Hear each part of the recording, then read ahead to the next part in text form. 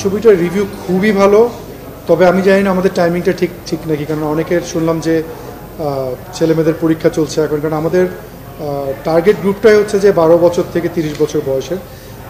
তবে আমি চাইবো যে সবাই আসুক ছবিটা দেখতে।